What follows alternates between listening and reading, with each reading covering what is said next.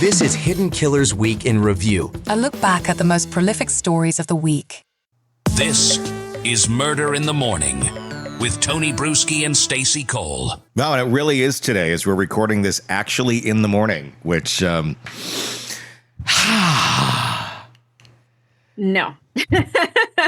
I don't think there's any way. Morning radio. I could never go back and do that again. Getting up at 3:45 is just like, I didn't do that this morning. We're recording at a more reasonable hour, but goodness, I even rolled over and went, can I just hit snooze again? No, I actually have to get up. This would be like when the morning show would typically end, would be right around, because we're recording around 9 a.m. here on Thursday. We're going to be going through Richard Allen's, some of the I don't say testimony, but the interrogations, the interviews. Starts out interview, turns into interrogation, turns into accusation, and then turns into him mentally breaking down, eating his feces, and telling his loved ones that he thinks he might have done it, so they'll let him out of this cage. That's how the process works. And at no point do the grown-ups in the room say, maybe he didn't do it. He has not cracked on this, but, now that we've tortured him enough and he's eating poop and running headfirst into walls, maybe that's it. I mean, he's also talking about that he killed his grandchild, which he doesn't have a grandchild either. So there's that. But the folks in Delphi, the authorities, the grown-ups in Delphi, want you to believe that these confessions are totally legit, because what else could they be? We've never had a chance to hear them until now because it's all been under seal. Gull said, no one can hear this. I imagine her kind of speaking like that, too. Can't you hear it? Yeah, it feels that way. It's like no one. So it's out. We're going to hear it. And just being on paper versus audibly hearing it puts a hell of a lot more humanity behind it. Before I heard these and saw these, I was very convinced Richard Allen is innocent. After hearing and seeing these, there's no doubt in my mind Richard Allen is innocent. And I tell you, a lot of people in Delphi are dug in on this, and they have been. A lot of them haven't heard these things or seen these things yet. I think it's time. I know everybody wants to have their villain locked away and feel like there's justice for Abby and Libby, but guess what? There's not. You don't have justice for your dead kids. You don't. You can sit in the corner and say, we got it. But if reality shows you don't, I think you might want to get back out there. I know it's hell. I cannot imagine being in a position like this and thinking, okay, we think we got it. The Yahoos with the badges said we got the right guy. But they lied to you. The people you trusted lied to you in Delphi. And that's even more sickening, that they went down this road and then led those families down this road. It's not the fault of the families. It's not the fault of the victims' families and the people who are mourning the loss of these kids. But guys, it's time to wake up and go, let's find the real killer. He might be dead. I'll tell you that. I was just going to say, isn't he dead? He might be dead in a grave with the last name Logan on it. I don't know, but there's a hell of a lot more evidence pointing to that guy and the guy that's incarcerated for child porn and that was planning on meeting one of the girls that day under the bridge near Ron Logan's property. But he had nothing to do with it. It's the CBS guy. So we're going to break this down. We're going to start out kind of from the top and work our way forward. This is going to be a 2-episode. Murder in the Morning is always 2 episodes, but we're going to make this whole thing into the 2 episodes. We're going to start with the police interrogation, the initial one, work to the second, and then we're going to get to the jailhouse calls because I think it's important to do this in chronological order so you can see the psychological breakdown of Rick Allen. So it's a hard watch. It is. I'll give you that. It is. But it's if you're justice oriented, this is a case to get behind because this is insane. The sad part is by the time everybody's kicking and screaming, maybe gets him a new trial and maybe eventually gets him free, I don't know how much left of Rick Allen we're going to have mentally. because this guy has gone to hell and back, and it certainly is going to leave its everlasting mark on him. It already has. It's a matter now of like how much can he pull out of that if there's enough kicking and screaming from all of us saying this is BS. Wake the F up, people. All right, here we go. This is his initial interrogation. This piece, it's about a minute 24, and just note his demeanor, note how he is, note his personality, note his liveliness, because that eventually does go away. Let's take a look.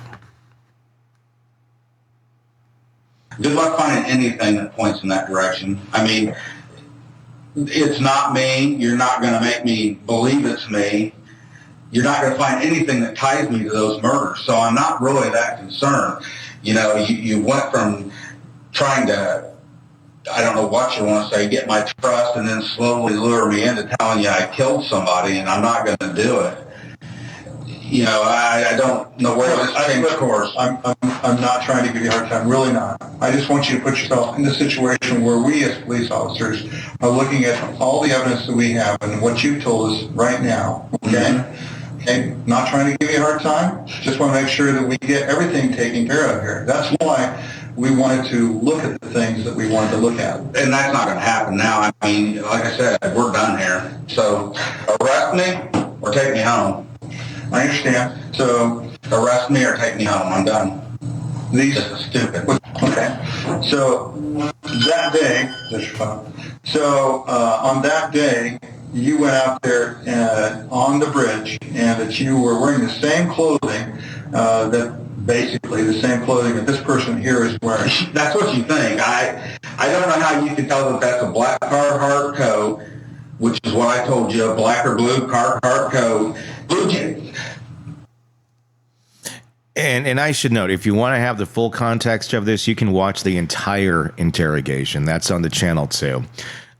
Because they go for like 30 minutes, like asking him, like, you know, what were you wearing that day? What, you know, and none of it lines up. I mean, the fact that he was wearing a Carheart coat and blue jeans on a hiking trail in Indiana in February, I believe it was.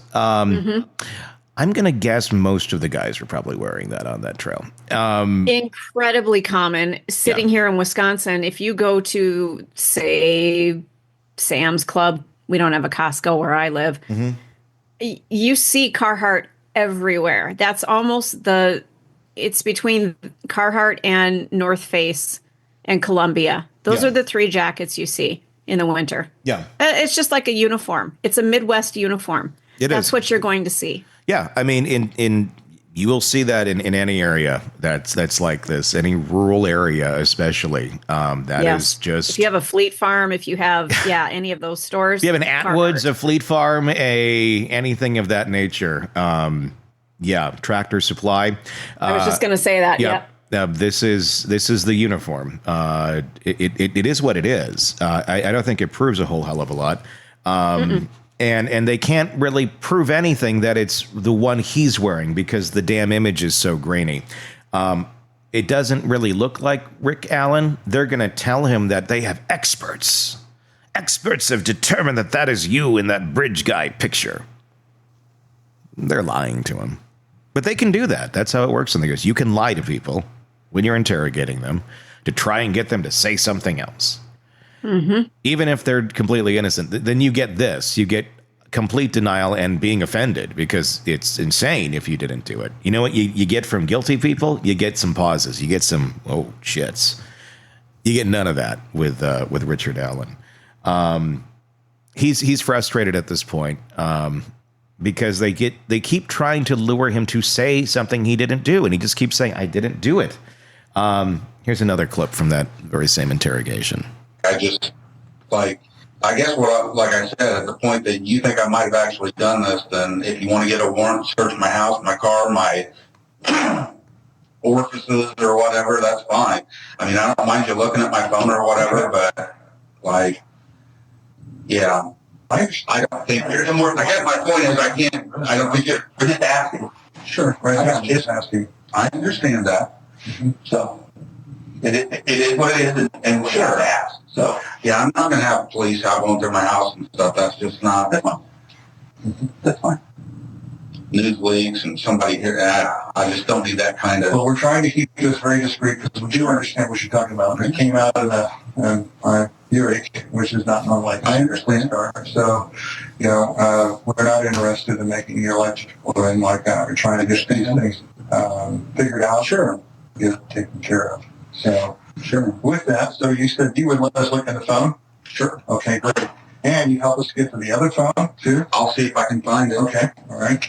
So let me go back to that form, and we'll get this phone back to our team, which can do that. So I covered this with you. And what kind of phone is it? Can you tell? It's a Google something or other. It's a Google.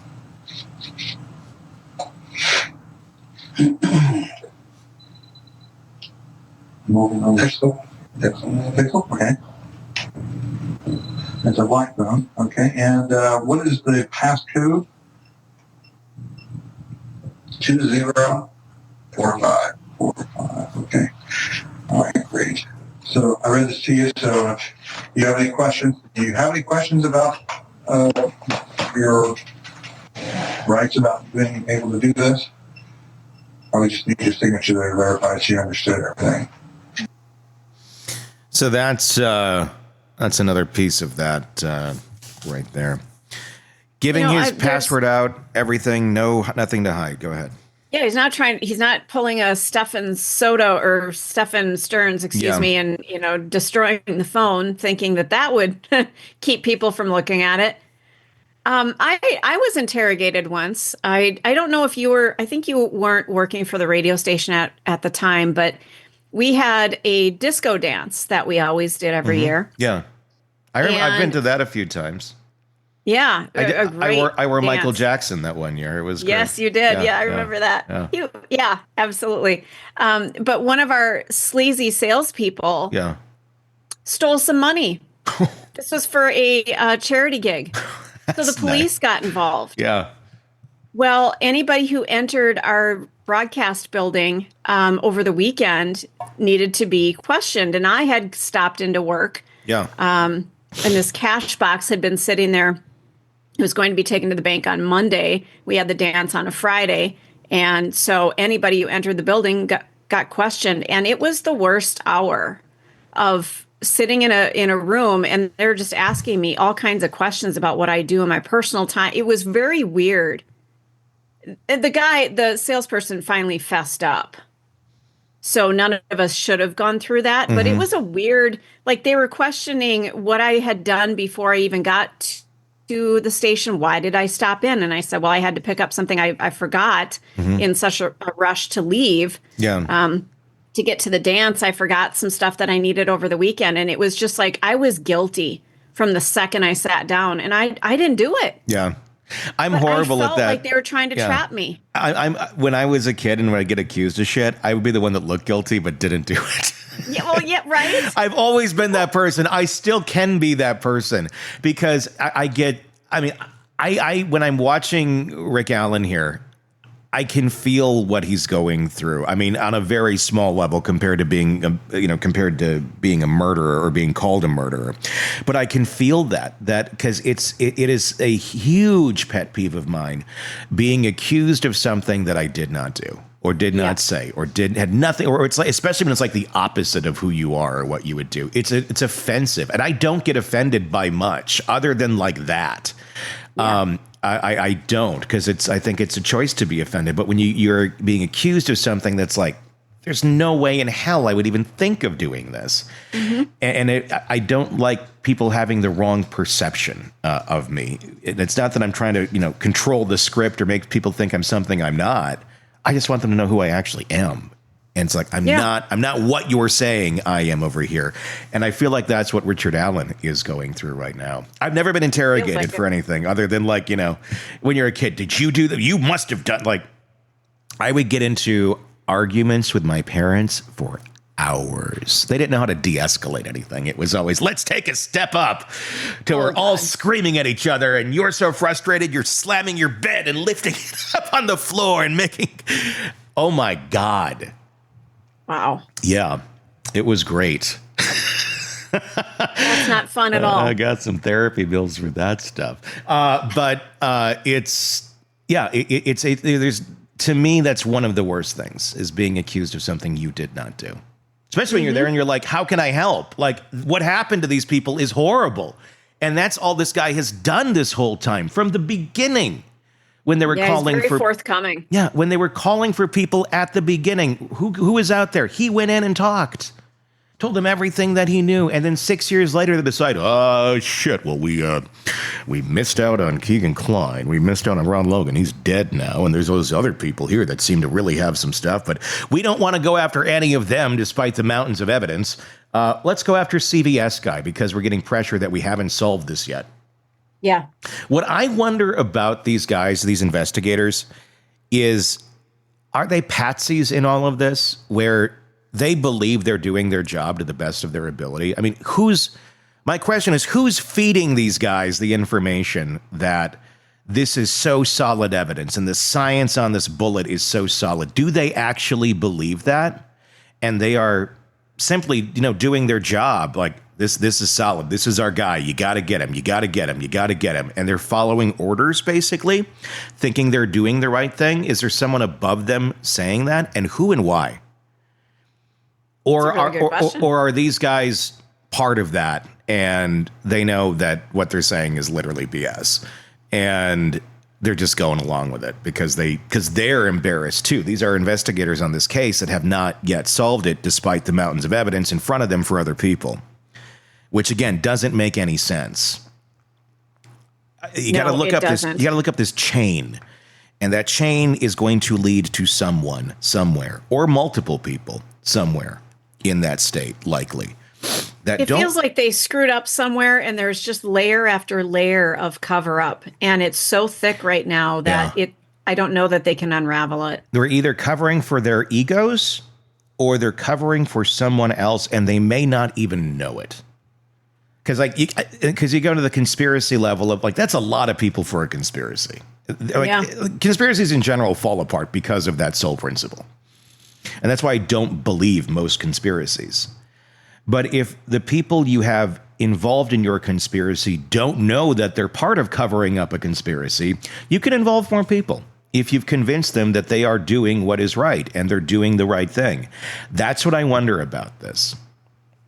Let's watch another one. This is them continuing to interrogate Richard Allen on their first attempt. Tell me what you would do differently if you were in our situation. You had this information. How would you react? What would you do? You do the same thing that we were doing right now. What information is it that you have? You have that I was out there, and I told you from the very beginning that I was out there. Yes, you did. I didn't hide it. Did you see this guy? I didn't know. Okay. I told you, I see the only person that I clearly remember seeing that, and this isn't from today, I mean, this is the next day. The only people or person that came into my mind were those three girls that I seen. Richard, we're not upset with you, not mad at you, anything like that. We're just trying to get to the bottom of this, okay? No, I'm not here to give you a hard time. I'm just here to try to get the situation straightened out. Mm-hmm. And what we want to do is simply get to the truth. What would help us get to the truth is being able to look inside of some of the things you're talking about, okay? And I get that. Okay. And maybe on the other side of things, sure. And on the other side of things, if I thought I had something that was going to help you, that would, what do I have that's going to help you? Okay. Well, I have some questions we can go through here, if you don't mind. Yeah. So there notice in this there's two interrogations we're looking at here. This is still the first one. This is the initial. This is technically the second one because the first one he went in and just gave information back when the girls died. So this is like 6 years later when this one is happening. And the only thing they're bringing to him in this is the bridge guy photo. And I'm just going to pull this up over here. I'm gonna put it into the other screen so we can see it a little bit better. And this is all information that they had. This is not like something they discovered later after the fact. Let me go over to, as I can find my mouse again. Let's go over here to this. We can see it a little bit better. I'm convinced Ron Logan is the real bridge guy. Because what you have here in the upper quadrants of the photo, the top layer is the bridge guy photo. And what you have here in the bottom, if you're looking at this and watching this on YouTube, you can see this. If you're listening on the podcast, obviously you can't see it, so I'll do my best to describe, is Ron Logan. I mean, side by side. Oh, dear. Oh, dear. You know, and here's if you've ever known anybody who works in physical therapy and understands a person's gait, and meaning how they walk, their demeanor. Yeah. Not their demeanor, but how they hold themselves when they walk. Yeah. We all walk a certain way. Yeah. And some people like to stick a hand in their pocket. Some people bend their arm a certain way. Their foot moves a certain way. In the picture that you showed, you can absolutely see that the man in the bridge video was holding his arm in a certain way. And then you show pictures of Logan. Yeah. And he holds his arm a certain way. Yeah. Like I said, we all walk a way that's comfortable for our bodies. And it's very similar it's just like your signature. It doesn't vary much. No. I mean, look at his arms, especially in the left picture. I mean, Yes. it is. The bend is the same in the elbow.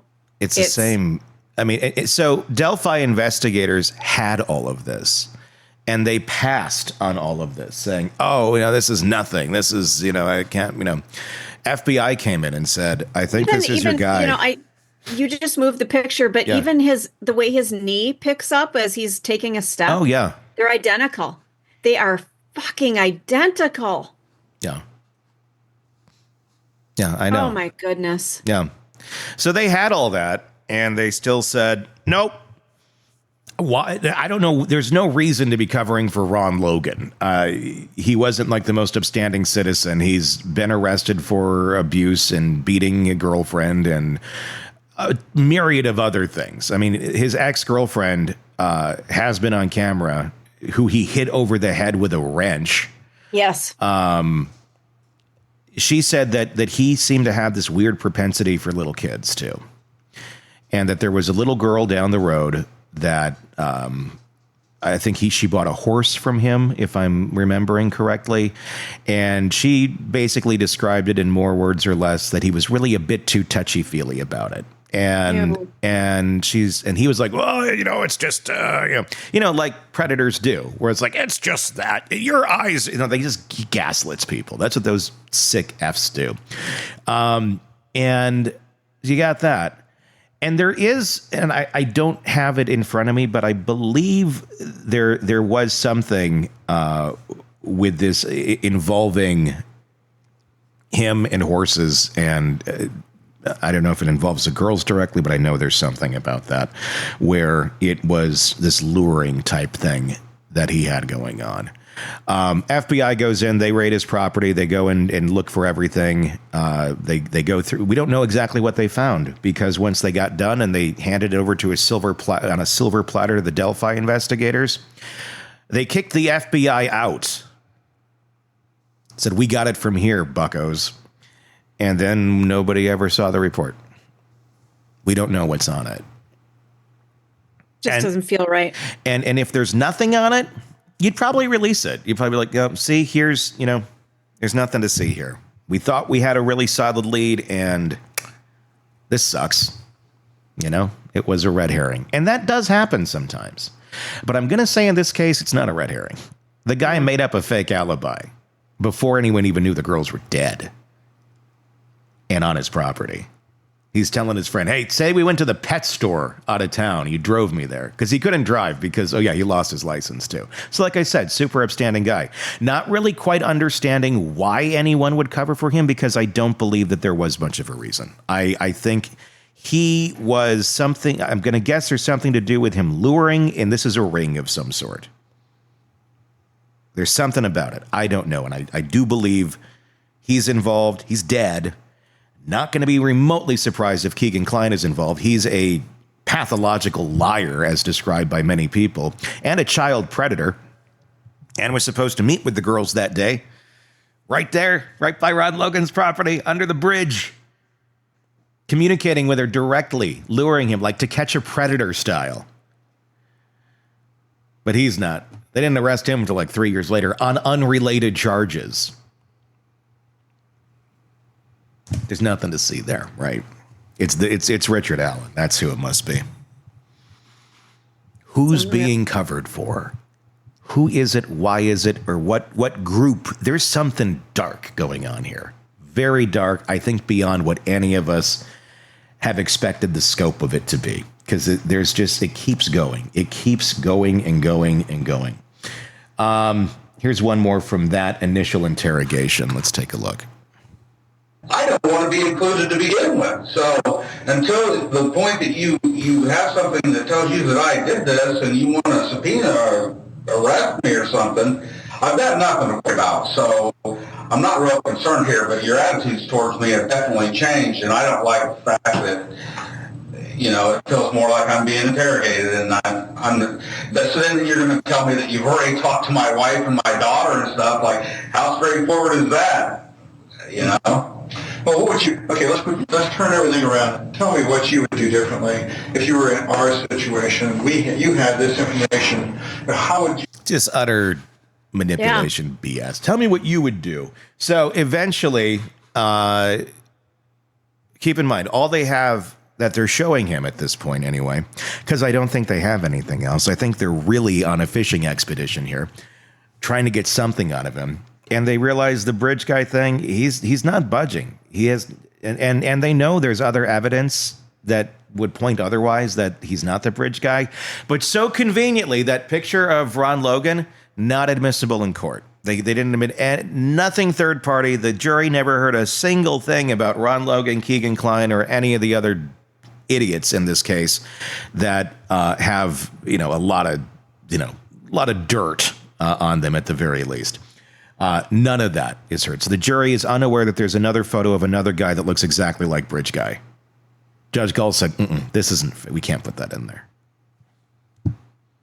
Why? Again, so is Gull part of the conspiracy, or is Gull following orders?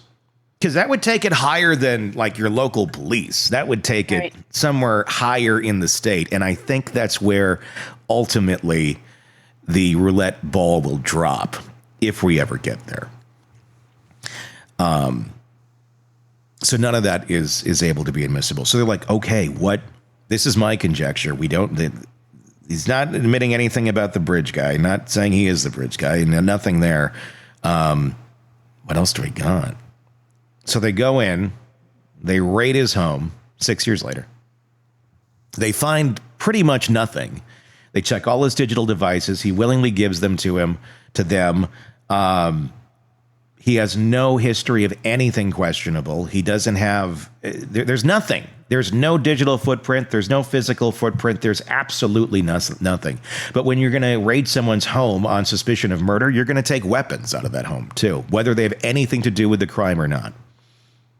A lot of people in the Midwest have weapons. Yeah. So I would guess probably 9 out of 10 people in that area have weapons. Mm-hmm. Weapons that would probably be able to fit a bullet that suddenly magically was found at the crime scene way back when. And maybe this bullet was found. I would imagine if you look at chain of evidence, it's probably documentation that shows that this bullet was originally found at the crime scene. A bullet. And that's key. Because they go through his house between this interview and the next one we're about to watch, and they confiscate his guns. And his gun is now in their possession. So they're looking at it. This is my conjecture. Okay. They got that bullet. It's over here. And they think, oh, well, this bullet would fit that gun. We did find it at the scene, even though a gun was not used in this crime. And they think, okay, well, it wasn't fired, so we can't, fire it, which would actually put some solid ballistic markings on that bullet. Correct. But if you just rack it, you get something, but it's very inconclusive. It's not very admissible in court because it Doesn't mean anything. It doesn't mean anything. I mean, there's so many ways that is not going to leave a solid marking on it. There's so many ways that other weapons could look like the other one.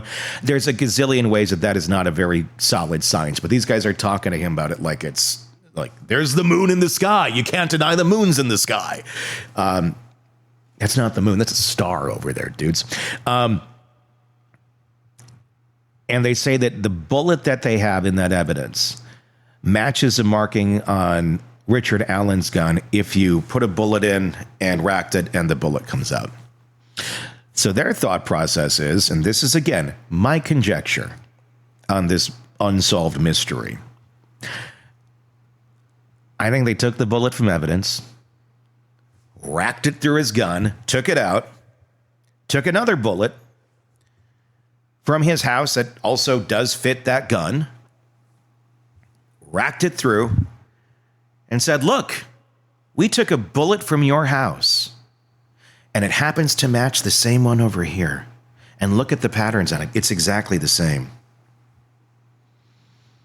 I think they made the evidence up because they didn't have anything. I think they took the bullet in evidence, racked it through his gun so it made that slight marking, took a second bullet, racked it through the gun so it made a similar marking, and said, look, this one's been in evidence all these years. How could this possibly match the one that we racked through your gun that we just racked through it? Well, when you do them back to back, no one's really going to know if you racked it right now or if it was racked through that gun 6 years ago. I think that's the bullet story.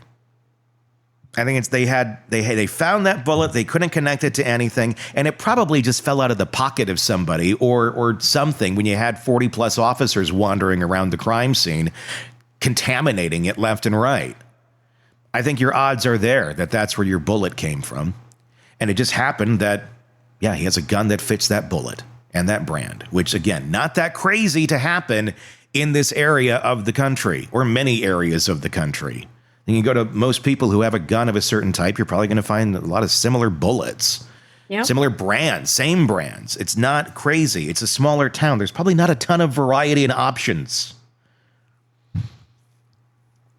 And I think that's where the bullet came from. That's me. I think it's bullshit.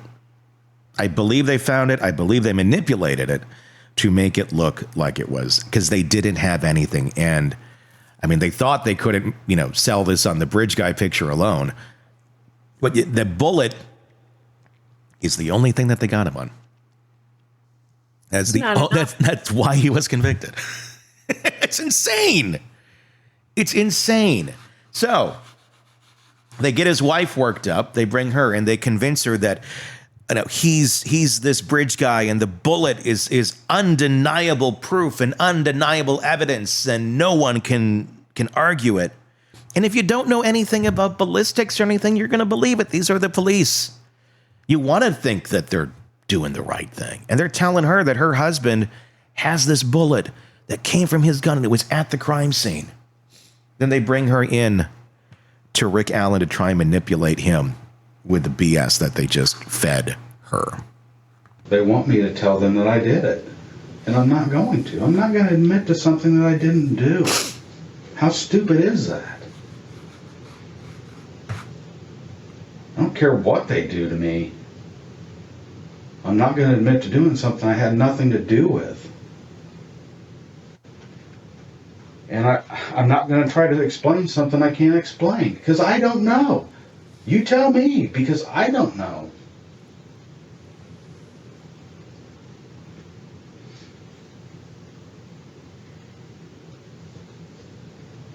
I just know that I never even carried the gun unless we were going mushroom hunting, tromping through the woods, or fishing along the river.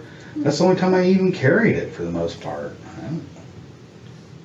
I never even would have, hell, I haven't carried my gun and I don't even remember a time when I used to carry it. I mean, other than going fishing, like if we were going night fishing. This is a crime circus presentation. But how could the bullet get out there, honey? I can't understand that. I told you, I can't either, hon. And they didn't at the time, but I just There's explained two explanations. One is, the bullet didn't come from my gun. It did though, honey. They've got ballistics on it. I get that. Then it didn't come from a murder scene. I don't know what else to say. I get that. I get what they're saying. What I'm telling you is, if that bullet came from my gun, there's no way it was found with their investigation for the murders. There's no way. I can't explain something I have no answer for. Here's another one. You're this evil monster that was just hunting for two teenage girls so you could just go down there and terrorize them and kill them, and that's not true. Is it? I told you. You and I both know that that's not true. You and I both know what happened. The evidence clearly is indicating. Now there's some missing pieces, and I'm going to find those missing pieces. Okay. And it would be easier if you helped me find those missing pieces. Oh my God. I'm not going to sit here and tell you I did something I didn't do. I don't want you to. I told you that. That's exactly what you want me to do. What else would you want me to do but tell you I did it? And I'm not going to, because I didn't. I've never been around those two girls in my life. You were on the trail that day. I was on the trail that day, and I told you And that. they walked right by you, according to witnesses. No, they didn't. I never even seen them. Like, I think I'm going to see somebody if they walk past me. Am I not? I'm not saying somebody didn't see me that I didn't see. All I'm telling you is I never seen those two girls. And why didn't you report this day one? Report what? That you were out there and you saw these two girls, you were in the area. The very day that they came out and said that they wanted anybody who might have been out there to come in. He came in. He did. I just said he did. You moron. They're gaslighting him. I love this idiot detective's voice. Hey, we know that you did it. The evidence doesn't lie. I tell you, it doesn't lie. You know who else doesn't lie? My wife. Even though I know she was out last night at the Applebee's with my brother Siegfried. And Siegfried said he doesn't like girls, but I swear to God he does. And you know what happened? They got a bloomin' onion. Yeah, they're working him.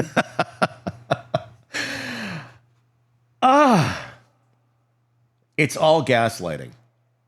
All of it. And they're starting to psychologically get into his head, like make him think that he didn't do what he did. Well, I think they're trying to get him to like second guess, not that he did it, because clearly he knows that he didn't do it at this moment in time. But he knows that he told them he was present. Yes. And it's funny how they're always coming at him like it's a secret. Like, I told you idiots I was there. I showed you where I parked. They're like, and there's other parts that are, here, Rick, we got a picture of your car. I told you I parked there. Right. What's your point? Feels like a really bad episode of Psych. It does. Here's a question. Why do they have a picture of his car parked there? Why would anyone have a picture of a car parked there? At the time, before anyone knew a crime was committed. And he was gone by the time anybody figured this out. Why would anyone have a picture of his car at the scene? Was it from security footage? Maybe that's the answer. I'm going to go with that. That's the only thing I can think of. I think it might have been security footage. That's probably what the answer is. Man, if it wasn't, though. I think that's it. I think that was just me throwing conjecture out there, not realizing that there's an answer to that. I hope that's the answer. Boy, I hope so, too. Here's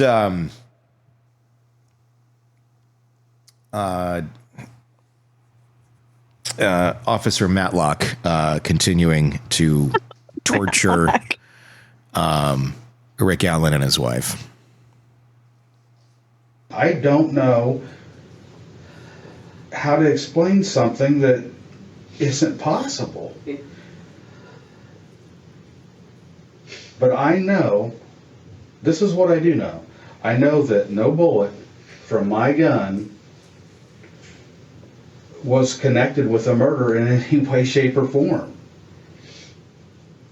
And there's no way a bullet from my gun would have been near Abby and Libby's murder or anything else, because I never even seen those girls. Period. And I didn't even have my gun that day. So that's what I'm trying to say. I don't know how to make that any clearer. I don't know how to make that any clearer. I don't know how to make somebody understand. I get what he's saying. I don't have a way to explain it. And they're like, there's a witness that said it was you out there. Dear, I don't And know I'm what... like, how did they know it was you? And so they said they showed her a picture. And I'm like, of course you were out there. If they seen me out there, they seen me out there, dear. And I told them... Were you on the bridge? I told them I was on the bridge. I went out to the first trestle. Oh, okay. That first I thing don't that... remember you telling me that. You told me, so I told you you weren't on it, but I didn't. It doesn't, hon, you're not in any trouble. You didn't do anything. I didn't do anything. Tell him, right? Huh? I didn't know you were on it. I'm sorry. Well, don't worry about it. Hon? Huh? You told me you weren't, so I just was... No, I told you that I walked. And that's just a pure moment of frustration, I think, there. Because you're talking about, what did he say 6 years ago when he went out for a walk? And she doesn't remember him telling her that he went out to a trail. Because if you go out to this place regularly, you're going to say, I'm going out there for a walk. You're not necessarily recounting every step of where you're going. And if you're out there, and if she misremembers that, that's completely normal. Especially that long ago. Jeez. And it's I couldn't even tell you what I had for lunch yesterday, Tony. And what does that have to do with a murder? A wife and a husband misremembering what one told the other. There's a lot of murderers out there if we're going to take that as being solid evidence against anything. Here's one more from the interrogation, and then we'll go to the phone calls in our next segment. Right fucking here, Rick. You got one piece of evidence that I can't explain. Multiple. I'm not showing you my whole fucking hand here. I don't care. I'm telling you, I'm done talking. And now you're going to drag your fucking wife and your daughter through this because you're too fucking bullheaded to get out in front of this and admit that you made a mistake. And whatever the fuck happened out there, we'll never fucking know. Because you're too big of a fucking bullheaded... Go ahead. So tell you I did something... Tell me that the I truth. didn't do. The truth, Rick. I don't want to know. I've told you the truth and you don't want to hear it. The evidence tells me otherwise. The evidence clearly indicates you're involved. The evidence. It fucking does. It doesn't. I'm telling you that there is no way that a bullet from my gun was used in these murders. And I'm telling you that we had this fucking round on February the 14th, 2017. It's been secured in a fucking laboratory. And we've tested other guns I understand what you're saying. I want her to hear this, I understand what you're saying. What I'm telling you is I can't explain something I don't understand. Oh, the scientists explained it for you. The lab analysis analysts have explained that for you. They're saying that this round, without a doubt, came from your gun. Then you've taken it from somewhere else then. Because it's not possible. And they happen to be in possession of his gun when suddenly this magical piece of evidence comes to light. And what if he did say, yeah, I did carry my gun when I went for a walk. Oh, yeah, maybe a round dropped. Does that make him a murderer? No. It's dropped on a trail. and a murder happened to end up taking place there. There's sticks. There's all sorts of things on that trail. Maybe there was a bubble yum wrapper that was found. Yeah. Did you have the purple bubble yum that day, Rick? Were you enjoying the grape sensations of the bubble yum across your tongue? I want to see your tongue, Rick. Show me your tongue. That just kind of seems to be where this asshole is going. Well, does he really need to have it escalated to that level too? Yeah. It feels really contrived. Yeah. Well, I mean, I don't think they get to play Law and Order very often in Delphi. So I think it was like, oh, wow, it's showtime. We got to really put ourselves on for this. And, you overextend yourself sometimes. You overact. And it's like, oh, got to pull that back a little bit when you see it on camera. If I was doing an air check on the investigator, like, yeah, you're a little over the top on this. It just doesn't quite seem like, it feels like you're acting, you're playing the role of an investigator. You're not being an investigator. Be an investigator. Own it. Own it. You can do it. You're a star. Man. We have the phone calls next. And those to me are some of the most heartbreaking. We're going to hear conversations between Rick Allen and his wife and his mom, and you're going to hear him slowly deteriorate as the wheels of justice in Delphi seem to not have a stop button. And nobody seems to be able to say, this doesn't make any sense. We're just going to keep going. We're just going to keep torturing this man. That's coming up next. Press subscribe wherever you're downloading podcasts, or if you're watching this on YouTube, press subscribe. Let us know in the comments what your thoughts are on this huge mess that is the conviction and the unjust treatment and unjust conviction of an innocent man, Richard Allen. Craving non-stop true crime updates? Press subscribe now and get the latest cases, analysis, and expert commentary delivered straight to your feed. Only from the Hidden Killers podcast and True Crime Today.